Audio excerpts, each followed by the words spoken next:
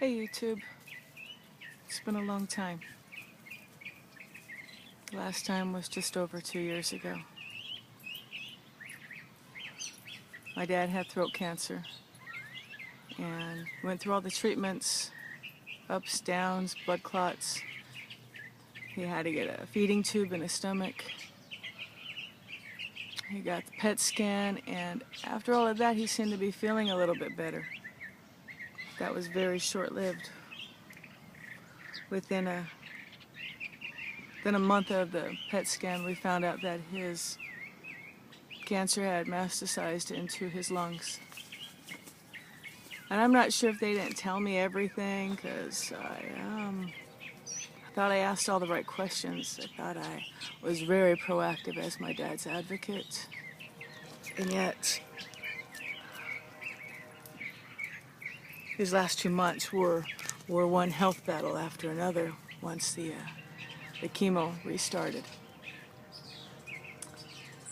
He had to wear a chemo pack every couple weeks he had to get a port put in to where they put the needle in, and he'd carry this pack around of chemo, chemicals, medicine, whatever you want me to believe it is.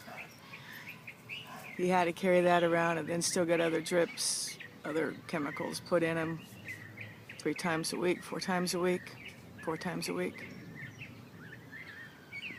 And he gradually just got more weak and more weak.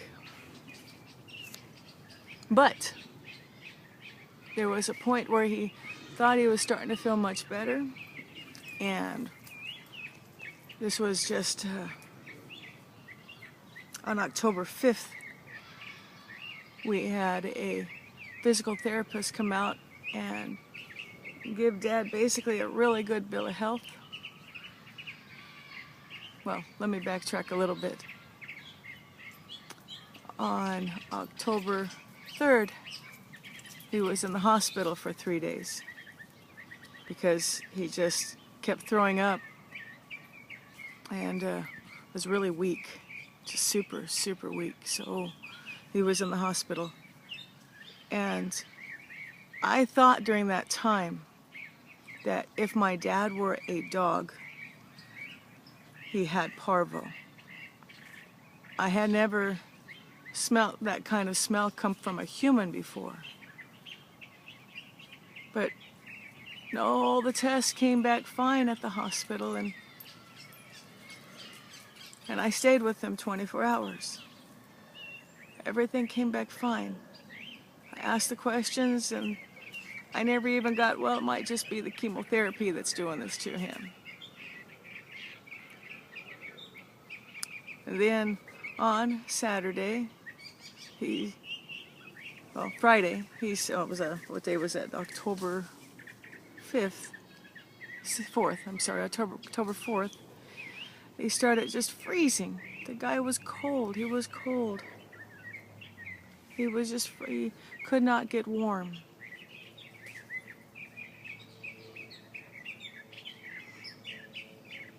I tried holding him. He's I think 110 pounds by now. Could not get him warm.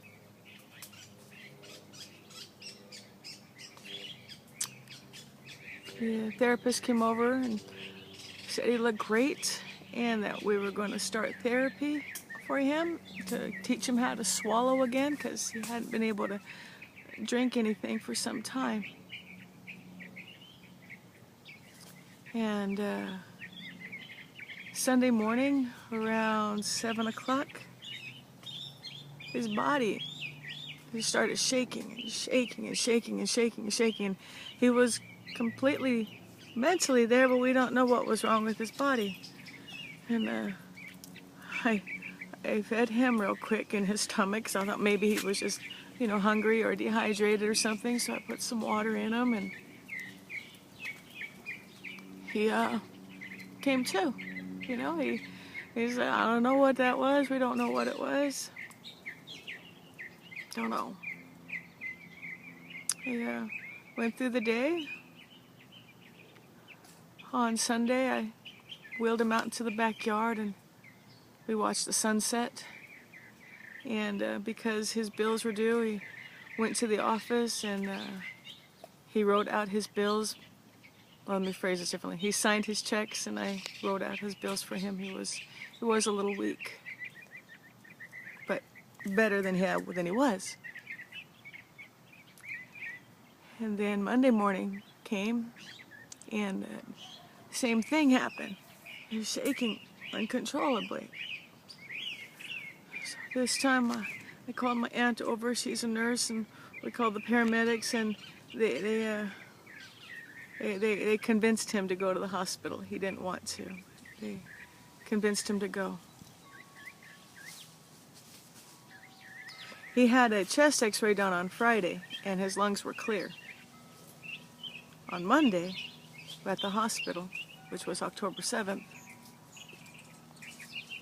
his lungs were pretty full. So they wanted to put him under and, clean out his lungs.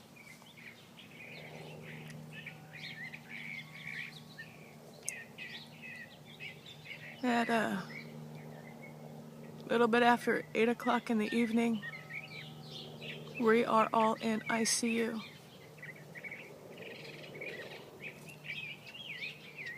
My sister, my kids, my closest friends, and some family.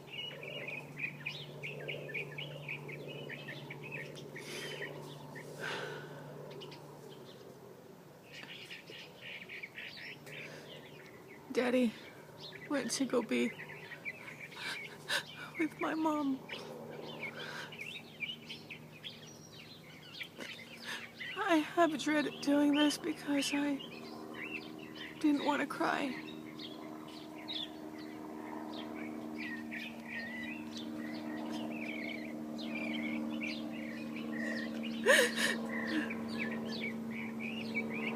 But it's been 2 years and I have to move forward.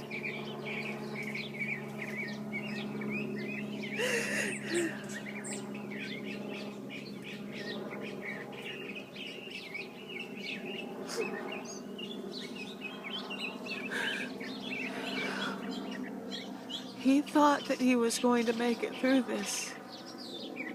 We all thought he was going to make it through this. He was only 65.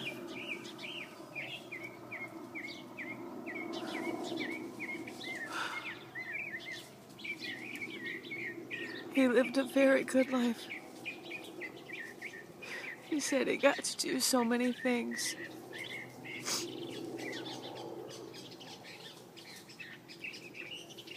I feel very blessed that I got to be his caretaker.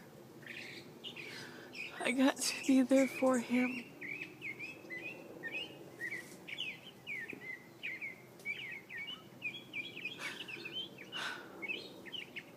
God, I miss him. And my mom, my brother.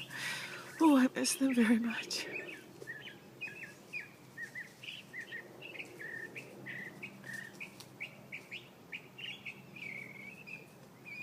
So, October 7th, 2013.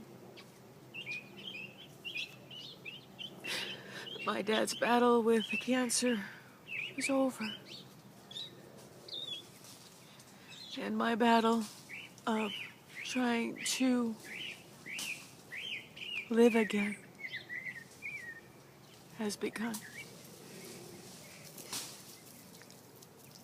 I thank you all for all of your prayers, your cards you sent to him, the love you sent to him, the phone calls you sent to him. And if I could ever be of help to any of you, let me know.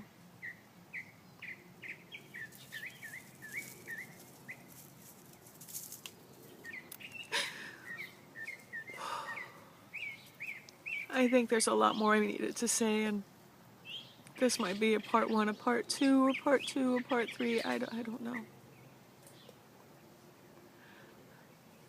But thank you all for being here, for listening. You all take care of yourself now, okay? And I'm going to try to live my life, be here on YouTube more often. Life is better when it's shared.